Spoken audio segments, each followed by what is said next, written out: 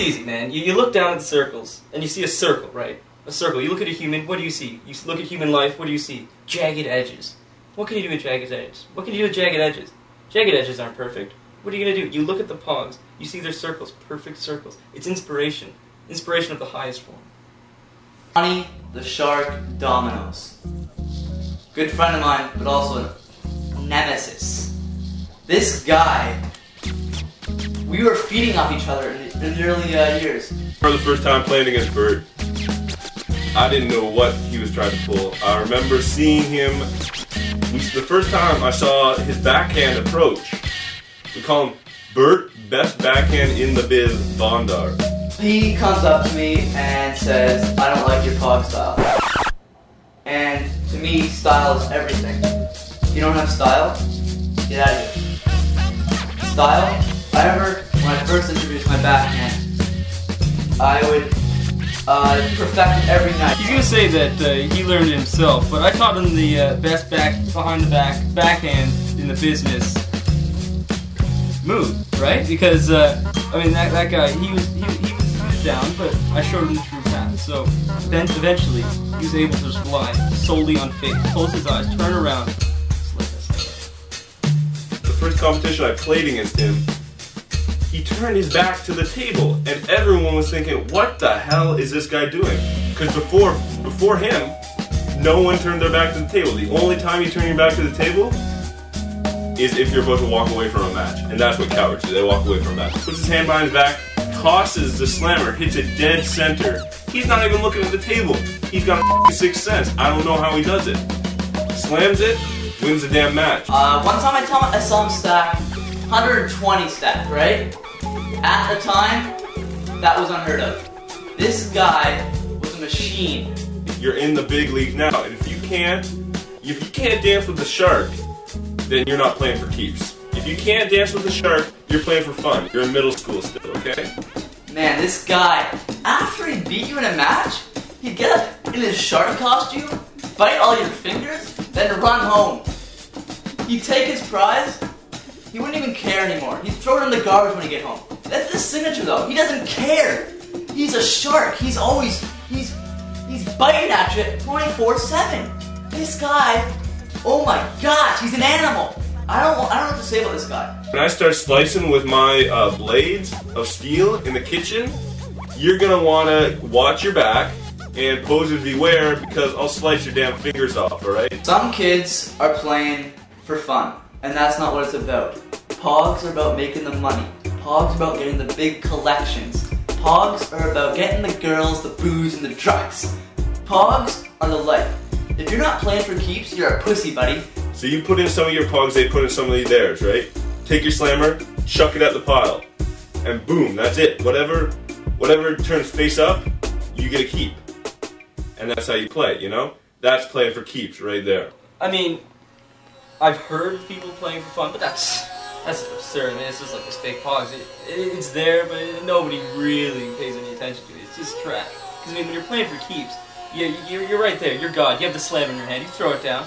You smack the Pogs, and then they're in the air. They're floating. You can see them slowly turning over. You don't know which ones you're gonna get, but you know the consequences are gonna be very real. You know that. Once one turns over, it's yours. Or if it doesn't turn over, end game.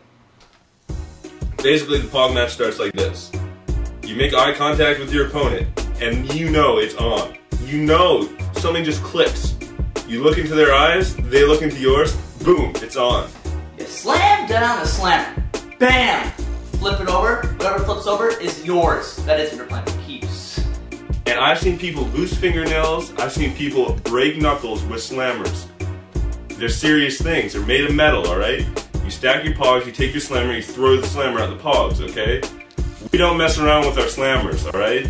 I mean, I remember this one night, I was really high on LSD, and I just looked at these little discs, and I realized each one was a portal or a tear to the next dimension of being. Kids these days are basically a bunch of posers. They wear the Pog gear. They have Pog hats, Pog t-shirts. But can they play? No. When you ask them if they can play, they say, yeah, I'm good, I guess. Well, shut the hell up, buddy. You don't have the best backing in the business, do you? You might as well put a piece of bread on the table, because that's how worthless it is, alright? we might as well play with bread. Do you like that? No. Take your fake pogs, get out of town, alright, bud? Don't want to see you again. Fake pogs? That's like comparing R.L. Stine to Hemingway. I mean, they're both on paper. But I mean, what does that mean? Like, one is a work of art, and one is just a piece of crap.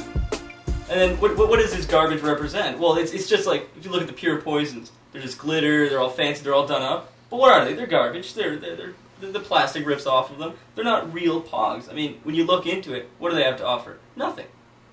I remember when I first hit it big, it was around 1993, 94.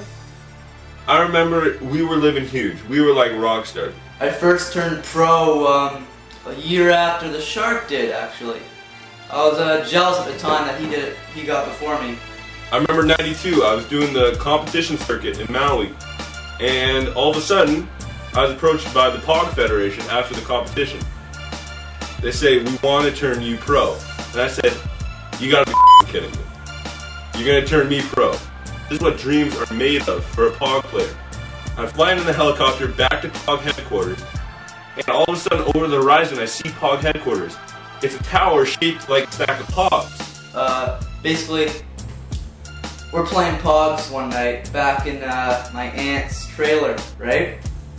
My whole, I was an AM, right? For, I think it was the Pog team of the West Coast. Yeah, about there. Anyways, we're playing in my trailer. We got a flock of seagulls blaring. Anyways, I'm drinking all my Gatorade I can get. So basically, get this.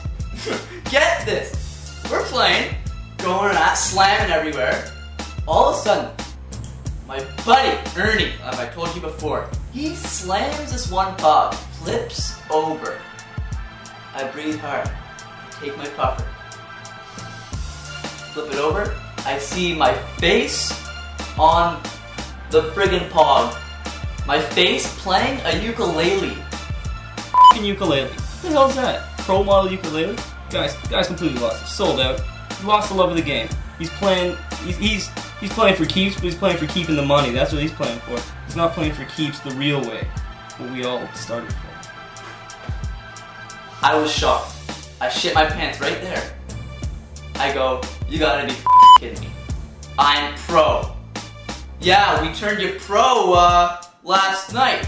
We liked your little ukulele bit though. My mom comes down, bakes me a cake with a ukulele on it again. I cried. My first pro model. It's called the Shark. And I remember to this day, it had a shark with a gun in his mouth. Because, you know, that's what the shark will do. It'll bite you and it'll shoot you. You know? You think, oh, maybe he just bit my arm off. I'm still cool, I can still live. But you know what? The shark will still shoot you with the gun in his mouth, okay? I have bottles of Evian shipped to my house every day. I'm guzzling back those things. I have my new fanny pack pro model, the Burt Bondar 5.2. I remember I had a slammer made of gold on the market. It was made of pure 24 karat gold. And you know what? It didn't sell. But just the fact that I had a gold slammer, that really reflected the golden times of the Pog in that era. Sponsorships, girls, booze. One girl, she was wearing nothing but Pogs over her nipples. It was wild. And my wife, she flipped on me. But you know, I just had to tell her, that's what fans do, man. When I go out there playing Pogs, the fans love me. And, you know. I've had people come up to me and ask me to sign their teeth. Sign right here, P-O-G. I cry at the sight of that. I was once in their shoes asking my favorite Pog Pro to sign my ears. Sign my arm, sign my favorite Pog. Sometimes fans would just show up at my house at about 3 in the morning and I just let them in and they just come and sleep in my bed. And I didn't really care, that was cool. I just let them, you know, my wife would wake up and she'd know that they were just fans or whatever. I'm gonna sign every one of these kids' Pogs and I'm gonna do it right. I'm gonna do it the best. They're gonna know that I have the best backhand. And it was huge, man. Time Magazine, Forbes Magazine, I was on the cover. It was blowing up that time, you know what I mean? The day the stack fell, I believe is what it was called. And that's true, the stack just fell. In 96, there was just such a rush for this new craze called Crazy Bones, the ultimate fake Pog. I mean, only Pog posers and communists did that sort of stuff. It didn't make any sense. Some days, living broke on the streets, I'd have to eat Pogs to survive. I had to eat my own pro model Pog to survive. It was made of paper, it tasted like shit. But you know what? When you love Pogs that much, you gotta live by Pogs. And literally, I lived off Pogs. Definitive moment, the moment I knew there was a slump was when Johnny the Shark called me up. And he said, I'm dying of starvation. I'm hungry for Pogs. In fact, I'm eating Pogs right now, is what he told me on the telephone. He was eating Pogs. Now, that just took me aback. I said, listen, man, I know you know what's right. I know you know how to play Pogs. I cried. Suddenly, Pogs has vanished off the friggin' market. They're nowhere to see. They're nowhere to be seen. They're friggin'... I walk into a convenience store, I see Pokemon cards. I puke at the sight of those things. Pogs was vanished off the market again. They had a little slump earlier, but this one was big. They were nowhere. And I remember I had to tell my wife, I don't have a paycheck this month because kids aren't buying my Pro model. And we had to go live in a U-Haul down at the service station. Tell you the truth, I don't know what the future of Pogs has in store for us. But you know, the coldest hour comes just before the dawn. Wow. Can't call the future to anything, but if I had to say what was happening, there's this underground revolution, Pog revolution to overthrow the industry. It's coming up. I mean, all these guys, these young guys, are just looking to get sponsored and then eventually turn pro these days. But you know what? That's all going to change. Playing revolution. Well, it's going to be playing for the love of the game. I got this new student. Not going to say his name. Got this new student who's going to absolutely blow the socks out of blow the socks off Burt Bondar, just ruin Johnny the Shark. They got no chance. And they're going to do it for the love of the game. They're not doing it for the money. They're not doing it for the fame. They're doing it for the love of the game. It's a roller coaster, alright? It's a roller coaster, that's it. Right now, we're at the bottom, but you know what? I hear...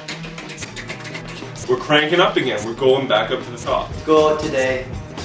Find your Pogs. Start playing them. Bring them back in style. This is not a bad buddy. This was my life. This still is my life. I love Pogs. I will forever. I want you to too. I want everyone to go and play their Pogs with their friends, with their dog, with their cat, with whoever you can find. Play Pogs. Live it up. Live life large.